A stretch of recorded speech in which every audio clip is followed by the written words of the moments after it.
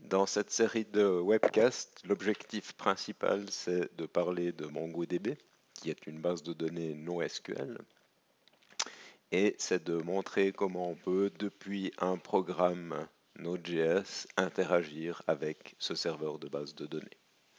On va voir qu'il y a différentes approches pour interagir avec un serveur MongoDB. Une des approches relativement bas niveau, c'est d'utiliser le driver MongoDB qui est fourni par l'éditeur.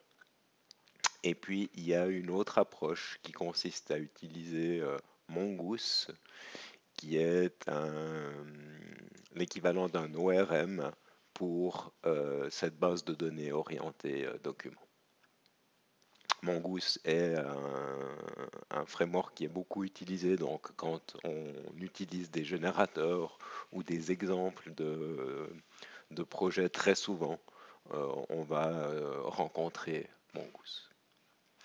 Alors, ce qu'on va aussi faire dans cette série de webcasts, c'est revenir sur la notion de promise et on va voir comment l'utilisation de ces promesses permet de structurer son code. Et donc, ce qu'on va faire petit à petit, c'est écrire un programme qui, d'une part, interagit avec des sources de données sur le web.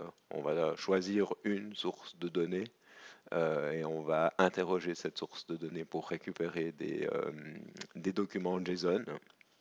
Et ensuite, ces documents JSON, on va les transformer avant de les stocker dans notre base de données. On va aussi voir comment on peut écrire des requêtes pour interroger la base de données et extraire de l'information. Donc, aussi bien du côté web que du côté base de données, on va avoir plein d'opérations asynchrones à réaliser. Et quand on va passer sur les exemples de code, on va comparer les approches traditionnelles qui s'appuient sur des callbacks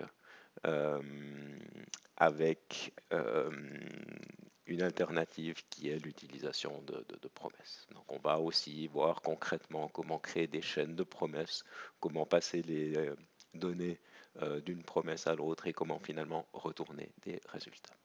Donc on va avoir une série de webcasts où on va construire cette solution petit à petit.